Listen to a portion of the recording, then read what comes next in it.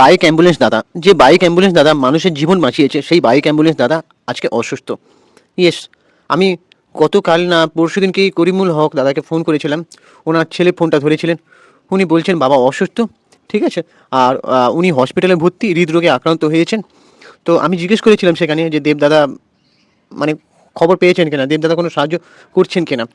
উনি জানিয়েছিলেন যে দেবদা কালকে আসবেন, মানে গতকাল দেবদা গেছেন, আর আমার পরশু দিনকে কথা হয়েছে। আর ঠিক এটাই আমি দেবদার একটা ফেসবুক পোস্টে দেখলাম সোশ্যাল মিডিয়ায়, যে দেবদা করিমুল হক দাদার সঙ্গে দেখা করেছেন। ইয়েস বন্ধুরা, তোমরা চ্যানেলটাকে প্লিজ সাবস্ক্রাইব করে দাও এবং বেল আইকনটা প্রেস করে দাও। আমি জেনুইন আপডেট তোমাদের দিয়ে দেবো। এখানে ফিল্ম সংক্রান্ত, এন্টারটেনমেন্ট সংক্রান্ত, এছাড়াও বাস্তবসম্মত কথা বলা হয়। তোমরা চ্যানেলটা ঘুরে আসো, দেখো ভিডিওগুলো, তোমাদের ভালো লাগবে। সো ভিডিওটাতে একটা লাইক দাও। দেখো, যে বাইক অ্যাম্বুলেন্স দাদা এতগুলো মানুষের প্রাণ বাঁচিয়েছে, পদ্মশ্রীতে ভূষিত হয়েছে যে বাইক অ্যাম্বুলেন্স দাদা, ঠিক আছে। মানে আমি আগে ওটা নিয়ে বলেছিলাম যে আহ, উনি হয়তো মানে একটা কোনো বিনা চিকিৎসায় মাকে সেই পরিষেবাটা দিতে পারেননি, যার জন্য তার মা তাকে ছেড়ে চলে গেছেন। তো সেই কারণেই তিনি একটা তার বাইককে গোটা অ্যাম্বুলেন্সে পরিণত করেছেন। মানুষের যে জায়গাটা প্রবলেম আছে, মানে অ্যাম্বুলেন্স পরিষেবা দিতে তিনি উদ্যত হয়েছেন, তিনি নিজেই সেই উদ্যোগটাকে নিজের কাঁধে তুলে নিয়েছেন। এটা কিন্তু কম কথা নয়। আমার মনে হয় তাকে পদ্মশ্রী দেওয়া হয়েছে ঠিকই, কিন্তু আমার মনে হয় তাকে সেই মানুষটাকে রোজ পুরস্কারে ভূষিত করা উচিত। ইয়েস বন্ধুরা, ঠিক আছে। এবার দেবদা সেই মানে তার জীবনীটাকে নিয়ে একটা সিনেমা বানাতে চলেছেন, এটাও কিন্তু তাকে একটা বড়সড় পুরস্কার দেওয়া হলো, ট্রিবিউট দেওয়া হলো। ইয়েস, ঠিক আছে। তো তোমাদের কি মতামত তোমরা অবশ্যই কিন্তু কমেন্ট করে জানাও যে দেবদা কি সত্যি এই উদ্যোগটা নিয়ে ভালো কাজ করেছেন। আমার তো মনে হয় হ্যাঁ, একদম ভালো কাজ করেছেন তিনি করিমুল হকের জীবনীটা নিয়ে। এই যে আমরা অনেকেই করিমুল হকের জীবনীটা জানতে পারিনি, ঠিক আছে। অনেক এমন হিরোরা আছে যারা প্রতিনিয়ত লড়াই করছে। এই একটা হিরো, বাস্তবের হিরো, ঠিক আছে। এ কোনো সালমান খান, শাহরুখ খান নয়, ঠিক আছে। দেবদাও নয়, মানে দেবদা সেই হিরোর চরিত্রে অভিনয় করছেন, পর্দার হিরো সেজে, কিন্তু এ বাস্তব real hero, the real hero, ঠিক আছে। তারপরে বা আরও যারা হসপিটালের অ্যাম্বুলেন্স, আমি মণিপাল হসপিটালেই অ্যাম্বুলেন্স চালকদের সঙ্গে কথা বলেছি। তারা যেভাবে রিস্ক নিয়ে গাড়ি চালিয়ে রুগীকে পৌঁছে দেয়, আমি জানি তাদের ওটা ডিউটি মাইনের জন্য করে, কিন্তু পেটটাও তো চালাতে হবে। সবসময় যে সমাজসেবা করে যাবো, এদিকে নিজের পেট চলবে না, তা কিন্তু হয় না। পেট চালানোর সমাজসেবাও করতে হবে, পেটও চালাতে হবে। তারা যে ঝুঁকি নিয়ে মানুষকে, রোগীকে পৌঁছে দেয়, দিন রাত কাটে তাদের সাইরেনের শব্দে। তোমরা চ্যানেলে গিয়ে দেখে আসতে পারো, আমরা তাদের সঙ্গে কথা বলেছি, সে ভিডিও সেখানে দেওয়া আছে। তারপরে তারা যে প্রাথমিক চিকিৎসাটা করে, মানে অ্যাম্বুলেন্সে নিয়ে যাওয়ার আগে কোনো মানুষকে যদি দেখে মানে অসুস্থ হয়ে পড়েছে, ঠিক আছে, CPR training, basic life support যে ট্রেনিংটা, সেটাও তারা দেয়। এই যে বুকের মধ্যে চেপে রক্ত চলাচল যাতে হয়, রুগী যাতে আরও সুস্থ বোধ করে, সেটাও প্রত্যেকটা মানুষের জানা উচিত।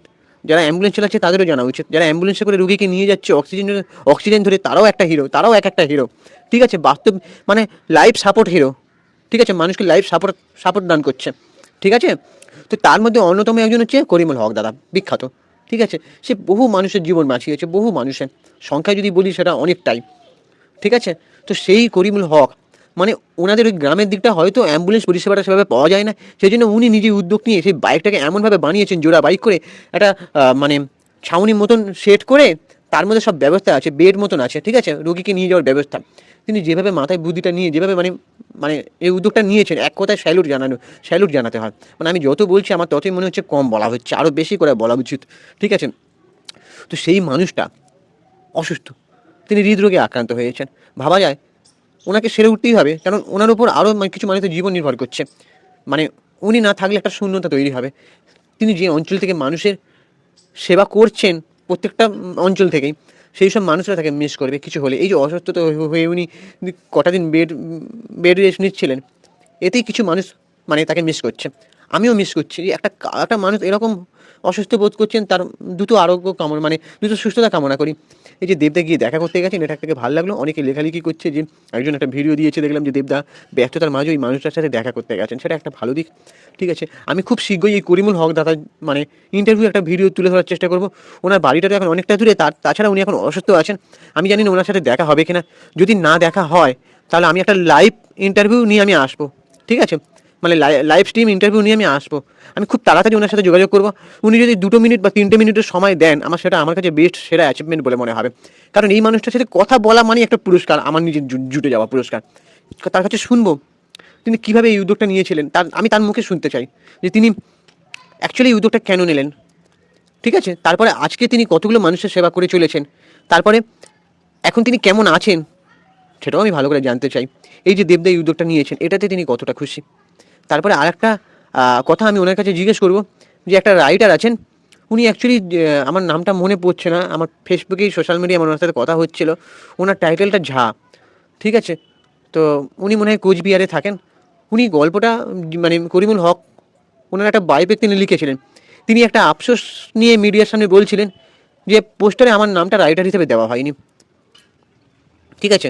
তো ওনার সাথে আমার কথা হচ্ছিল, উনি কোচবিহারেও আসতে বলছিলেন আমাকে, কিন্তু আমার এই মুহূর্তে কোচবিহারে যাওয়াটা সম্ভব নয়। ওনার ব্যাপারটাও আমি জানবো। তো তোমরা প্লিজ চ্যানেলটাকে সাবস্ক্রাইব করে দাও, ভিডিওটাতে একটা লাইক দাও। আমি ইনস্টাগ্রামে রয়েছি চিঙ্কি বাবু 2531। অবশ্যই এক এক করে আমি একটা এক্সক্লুসিভ আপডেট এবং কন্টেন্ট নিয়ে আসার চেষ্টা করবো। তোমরা আমাকে সাপোর্টটা করো, এই সাপোর্টটা আমার খুব দরকার। আমাদের তোমরাই হচ্ছে ভগবান, তোমরাই হচ্ছে এই মানে লাইভ সাপোর্টার। এই সাপোর্টটা না পেলে কিন্তু আমি সেই কন্টেন্টগুলো তুলে ধরতে পারবো না, ঠিক আছে? তো এইটাই তোমাদের কাছে হাত জোর করে আমি রিকোয়েস্ট করছি, প্লিজ চ্যানেলটাকে সাবস্ক্রাইব করে দাও, ভিডিওটাতে একটা লাইক দাও আর ভিডিওগুলো দেখতে থাকো, ঠিক আছে?